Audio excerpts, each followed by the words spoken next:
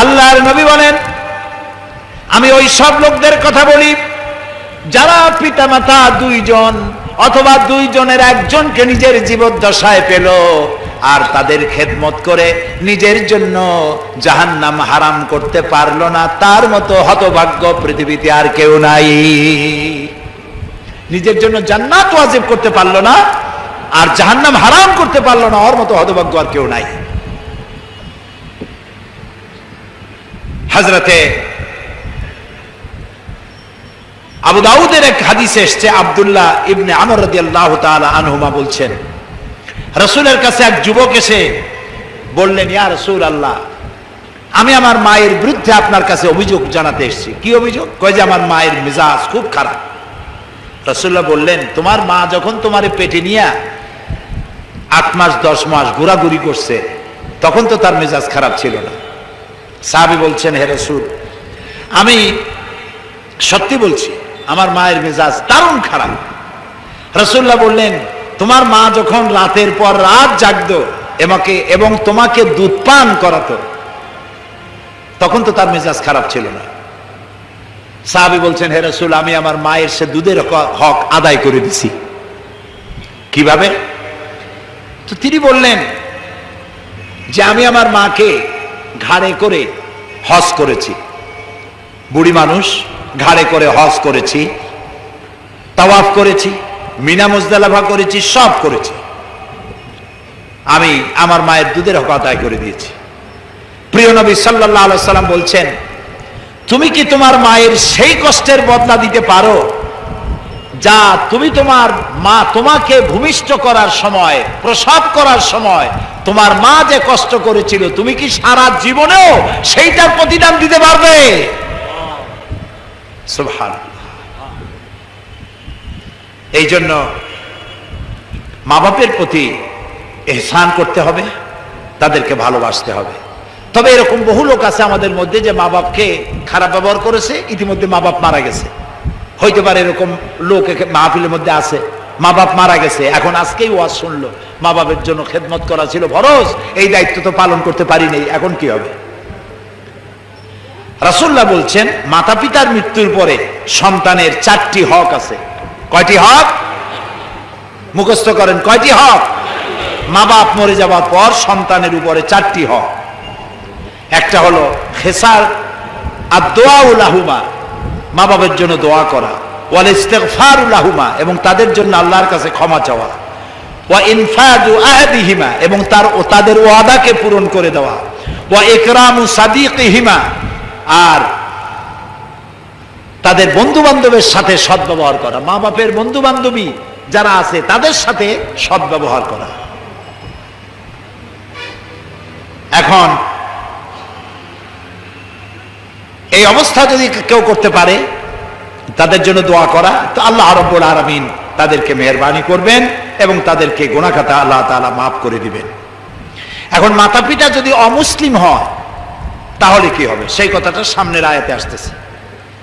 আল্লাহ রাব্বুল আলামিন বলেন, ওয়া ইন জাহাদাকা আলা আন তুশরিকা বিমা লাইসা লাকা বিহি ইলম ফালা তুতি'হুমা ওয়া সাহিবহুমা ফিদ দুনিয়া মা'রুফা ওয়াত্তাবি' সাবিলা মান আনাবা ইলাইয়া সুম্মা ইলাইয়া মারজি'উকুম ফাউনাব্বিউকুম বিমা কুনতুম তা'মালুন।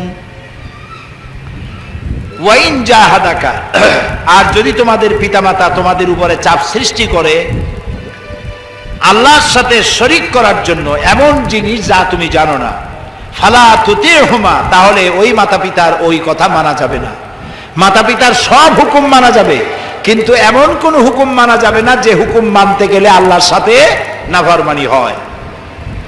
এই আয়াতটি নাজিলের একটা প্রেক্ষাপট আছে। হযরতে আবু আইয়ুব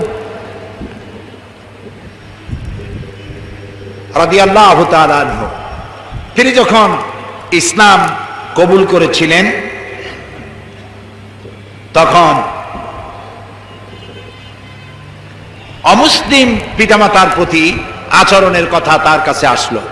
অর্থাৎ তিনি ইসলাম কবুল করার পর তার মা তাকে জিজ্ঞেস করলেন যে তোমার ইসলামে তো আছে মা বাবার কথা শুনতে হবে, তুমি ইসলাম কবুল করেছো, এটা আমার সহ্যের বাইরে, তুমি ইসলাম পরিত্যাগ করো, না করা পর্যন্ত আমি ভাত পানি কিছু গ্রহণ করব না।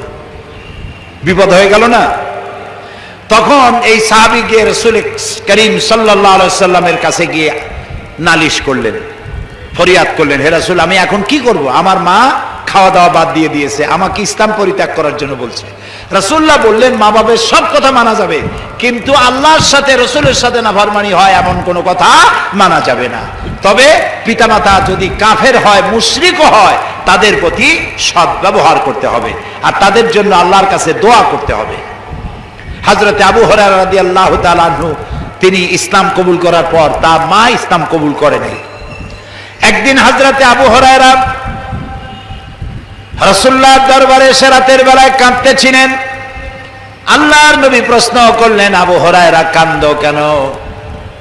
হযরত আবু হুরায়রা বলেন, ইয়া রাসূলুল্লাহ, হে মা আমাকে মেরেছেন। তিনি প্রশ্ন করলেন, মা মারলো কেন? বেয়াদবি করেছো নাকি? হযরত আবু হুরায়রা বলেন, না, কোনো বেয়াদবি করি নাই।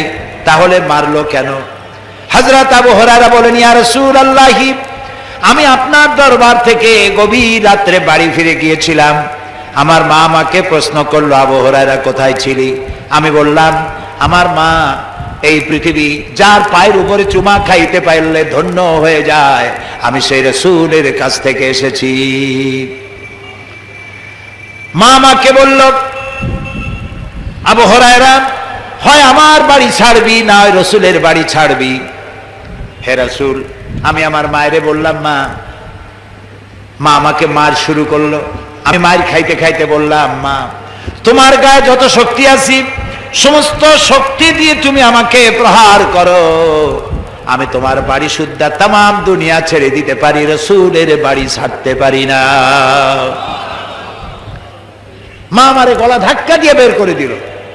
রাসূলুল্লাহ বলছেন, আবু হুরায়রা তুমি তোমার মায়ের বিরুদ্ধে আমার কাছে নালিশ করতে এসেছো? তিনি বললেন, না, আমি নালিশ করতে আসিনি। তবে কেন আসছো? তিনি বললেন, ইয়া রাসূলুল্লাহ, আমি জানি আল্লাহর নবী কোন ব্যাপারে যদি আল্লাহর কাছে হাত তোলে দোয়া মঞ্জুর হয়ে যায়, আপনি মেহেরবানি করে আমার মায়ের জন্য দোয়া করুন, হেদায়েতের জন্য। নবীজি হাত তুললেন, মুনাজাত করে বললেন, আল্লাহুম্মা হেদে উম্মা আবি হুরায়রা, আয় আল্লাহ তাআলা আবু হুরায়রার মাকে তুমি হেদায়েত নসিব করে দাও। রাসূলুল্লাহ দোয়া করতেছেন দেখে হযরত আবু হুরায়রা দৌড় দিলেন। কয়েকজন সাহাবী পিছন থেকে টেনে ধরলেন। আবু হুরায়রা দৌড়াও কেন? কোনো বিপদ হলো নাকি? কয় না, বিপদ হয় নাই।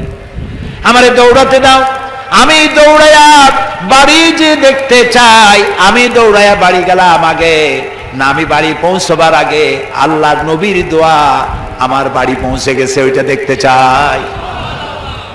হযরত আবু হুরায়রা বলেন, আমি বাড়ি গিয়ে দরজায় নক করলাম, আওয়াজ এলো কে? আমি বললাম, মা আবু হুরায়রা ফিরে এসেছি। মা বলল, বাবা অপেক্ষা করো, দরজা খুলে দিতেছি।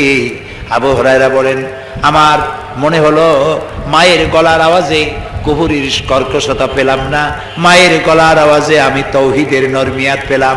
আমার মনে হলো রাসূলের দোয়া আমি বাড়ি যাওয়ার আগে আল্লাহর আরশে পৌঁছে গেছে। মা আমার দরজা খুলে বাইরে বেরিয়ে চলে এসেছেন। আমি লক্ষ্য করে দেখলাম আমার মায়ের চুল দিয়া পানি পড়তেছে, তিনি গোসল করে এসেছেন। মা বলছে, বাবারে তোমাকে মারিয়া আমি বড় দুশ্চিন্তায় পড়ে গেছি, অনুশোচনা করেছি। আহারে, আবু হুরায়রা তো কোনো খারাপ জায়গায় যায় নাই, এমন একটি মানুষের কাছে গেছে যার চাইতে ভালো মানুষ আকাশের নিচে জমিনের উপরে নাই, আমি মারলাম কেন? আমি অনুতপ্ত হয়েছি। বাবা আবু হুরায়রা, আমি গোসল করে এসেছি, আমাকে তাড়াতাড়ি করে নিয়ে চলো, বিশ্ব নবীর দরবারে নিয়ে যাও। হযরত আবু হুরায়রা তার মাকে নিয়ে রাসূলের দরবারে হাজির হয়ে গেলেন। রাসূলুল্লাহ হযরত আবু হুরায়রার ফরিয়াদ শুনে বললেন, বুড়ি পড়ো লা ইলাহা ইল্লাল্লাহু মুহাম্মাদুর রাসূলুল্লাহ। জোরে পড়েন, লা ইলাহা ইল্লাল্লাহ, লা ইলাহা, লা إله